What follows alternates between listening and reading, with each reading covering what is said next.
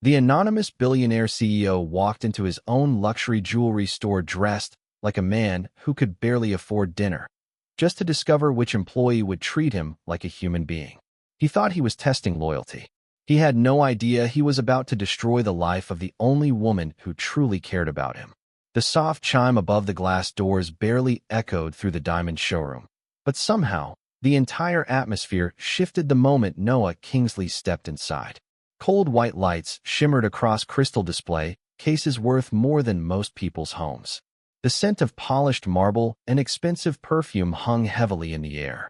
Wealthy customers drifted silently between the counters, their whispers blending into the soft piano music flowing from hidden speakers. And then there was Noah. Faded black hoodie, worn jeans, scuffed sneakers. To everyone else, he looked completely out of place, like a delivery driver who wandered into the wrong building. But that was exactly the point. For 3 years, Noah had built Kingsley Diamonds into one of the most powerful luxury brands in the country. Everyone bowed to him. Everyone smiled too quickly. Everyone treated him like a walking bank account instead of a man. So tonight, hidden beneath cheap clothes and exhaustion, he wanted the truth. Who would still show kindness when there was nothing to gain?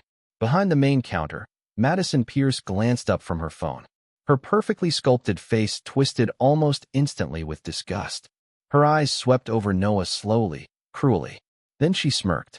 "Sir," she said coldly, not bothering to hide her irritation, "the pawn shop is 2 streets down." A few nearby employees laughed quietly, but one person didn't. Across the showroom, Zoey Lane looked up from arranging a velvet necklace tray. The moment she saw Noah standing there alone, something softened in her expression.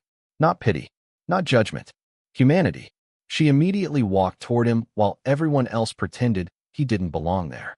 "Good evening," Zoe said gently, offering him a warm smile that felt dangerously sincere. "Welcome to Kingsley Diamonds. Is there anything I can help you find tonight?" For the first time in a very long time, Noah felt seen. Noah Kingsley stared at Zoey Lane for a brief second longer than he should have. It caught him off guard. Most people looked at him with one of 2 expressions, greed or fear. But Zoe's eyes held neither. There was no calculation behind her smile. No fake sweetness carefully crafted for commission money. Just quiet sincerity. And somehow, that unsettled him more than cruelty ever could. Noah slowly gestured toward a diamond watch displayed beneath the glass counter. The silver face sparkled beneath the showroom lights like frozen starlight. "That one," he said softly. "Can I see it?" Behind them, Madison Pierce let out a low scoff loud enough for everyone nearby to hear. "That watch costs more than his car," she muttered under her breath. A few employees snickered quietly. Zoe ignored every single one of them. With graceful care, she slipped on a pair of white silk gloves and unlocked the display case. Her movements were calm, elegant, professional. She handled Noah exactly the same way she would have treated a billionaire client walking in wearing a custom suit. "This model is one of our rarest pieces," Zoe explained warmly as she placed the watch carefully onto the velvet tray between them. "Swiss movement. Handcrafted sapphire crystal. Limited production." Noah listened silently, but he wasn't focused on the watch anymore. He was studying her. The way she spoke with genuine passion. The way she never once glanced at his clothes. The way her voice carried quiet dignity despite the mocking laughter around her. For nearly 20 minutes, Zoe walked him through the collection as though he were the most important customer in the entire building. And for the first time in years, Noah found himself enjoying a conversation that had nothing to do with contracts, power, or money. Finally, he looked up at her. "I'll take it," he said. The entire showroom went still. Madison's smirk disappeared instantly. Zoe blinked in surprise, then smiled brightly. "Wonderful choice." She led him toward the marble checkout counter while nearby employees exchanged confused looks. Nobody understood how a man dressed like Noah could even dream of purchasing something worth nearly $80,000. But just as Zoe reached for the register, Noah suddenly froze. His expression changed completely. He patted his pockets once. Then again, a flicker of panic crossed his face.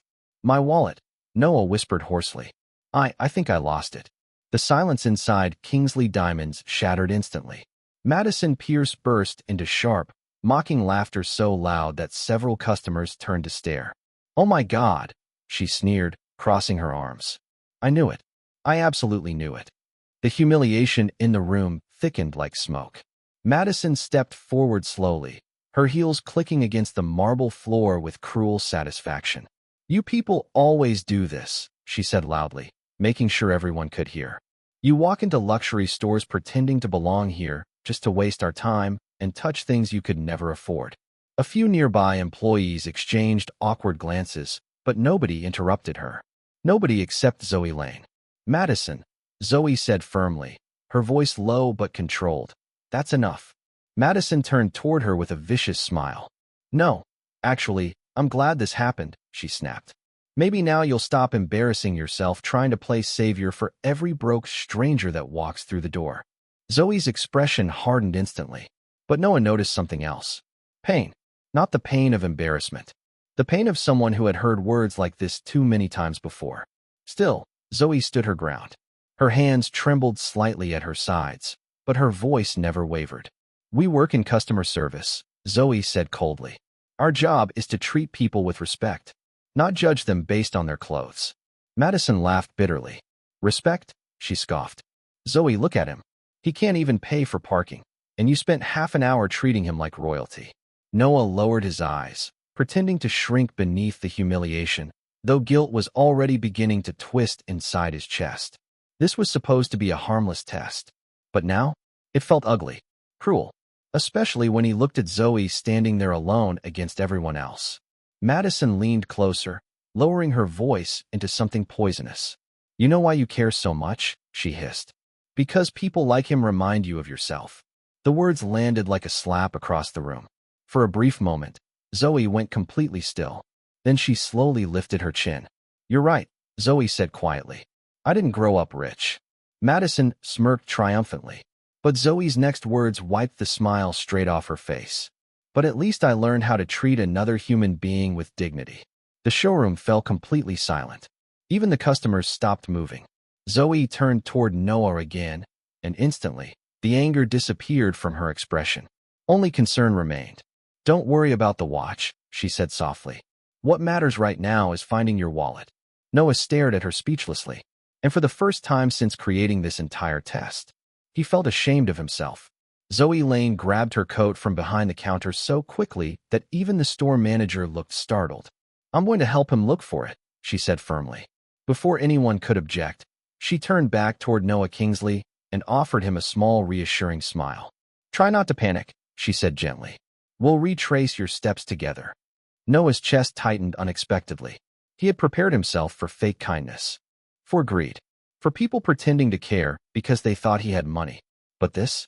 Zoe believed he was completely broke now, humiliated, powerless, and she still stayed.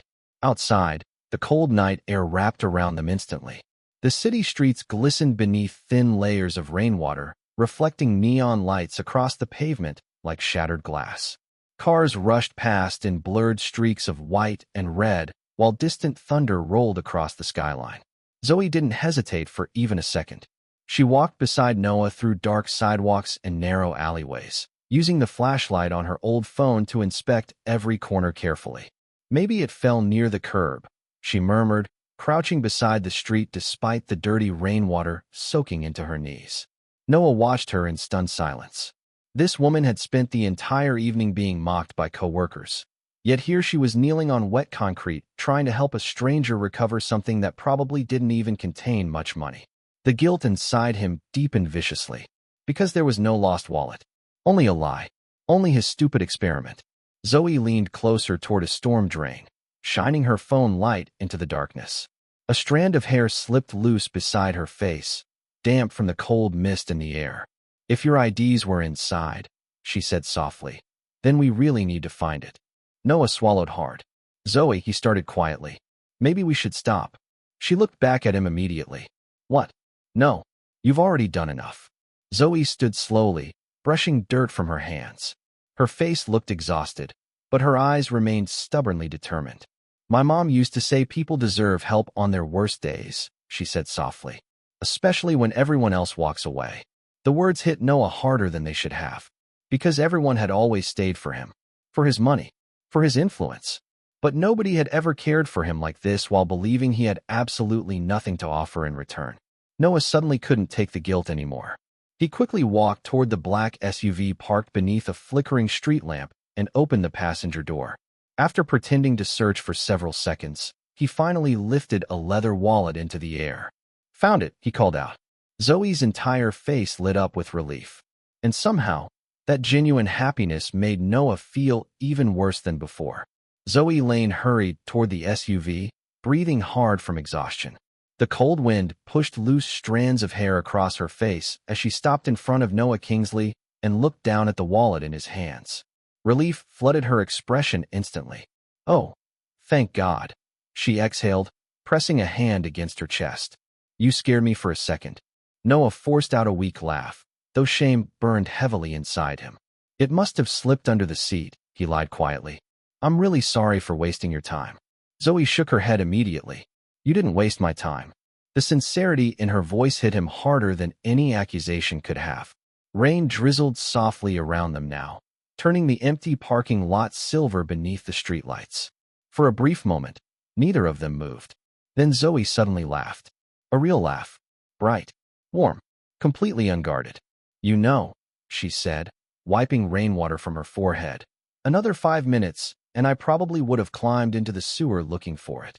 Noah stared at her, stunned. Most people in his world laugh carefully, strategically. Every smile carried some hidden intention behind it. But Zoe's laughter felt pure in a way he almost forgot existed. And dangerously addictive. "You really would have done that?" he asked softly. Zoe shrugged playfully. "Maybe." Her smile faded slightly as she looked toward the glowing city skyline in the distance. "When people lose important things," she said quietly, "sometimes they feel like their whole life is falling apart. I know how that feels." Noah's chest tightened again. There it was. That sadness beneath her kindness. That quiet pain she kept trying to hide behind smiles. And for reasons he couldn't explain, he suddenly wanted to know everything about her. "Can I buy you dinner?" Noah asked before he could stop himself. Zoe blinked in surprise. "You don't owe me dinner." "I know," he replied quickly. He hesitated. The truth almost slipped out. "I don't want this night to end." Instead, he forced a small smile. "You saved me tonight," he finished softly. "At least let me say thank you properly." For a moment, Zoe looked genuinely tempted. But then she slowly shook her head. "I should get back before Madison starts another war inside the store," she joked lightly. Noah chuckled quietly, though disappointment settled heavily in his chest. Zoe stepped backward toward the sidewalk, pulling her coat tighter against the cold wind. "Drive safely, okay?" she said warmly. "And maybe keep the wallet somewhere less dramatic next time." Noah laughed under his breath as she turned and walked away beneath the rain-soaked streetlights. He stood there long after she disappeared, watching, thinking, and realizing something terrifying. This was no longer just a test anymore.